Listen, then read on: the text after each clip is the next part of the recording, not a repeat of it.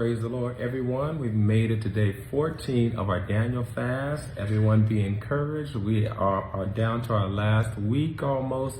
So I hope the Lord is doing great things in your fast. And today we're going to be talking about freedom to stand in liberty. And our verse today is coming from Galatians chapter 5, verse 1, which says, "Stand fast, therefore, in the liberty wherewith Christ hath made us free, and be not entangled again with the yoke of bondage."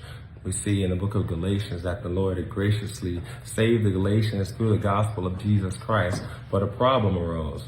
The Judaizers, or some of the early believers who were Jews, thought that the Christians had to obey the law and its ceremonies and different dietary restrictions and all of that to be saved. But we see the church fathers address this issue multiple times, and we see it again here in Galatians. Paul is writing to them to not be entangled again by the law, but to live by the Spirit. This issue was a big problem for the church. It had the potential to be very divisive. It caused people to trust in their own actions or in their obedience to the law for salvation instead of keeping their faith in Jesus Christ where it should be.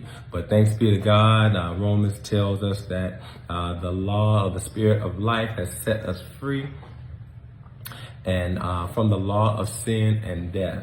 So this is great news that we could stand in the liberty that Christ has given us. Now that Christ has truly made us free, we must be sure that we're not entangled again by the works of the law or the stipulations of the law or anything else. The Lord has given us everything we need for life and godliness, everything we need to live a godly life, so we don't have to be entangled by old ways of thinking, old addictions, old works of the flesh. We are free to live by the Spirit, and that is a great blessing. So as you're seeking the Lord today, continue to stay in step with the Spirit. You won't fulfill the lust of the flesh, and we could live the life that God has called us to. God bless you all.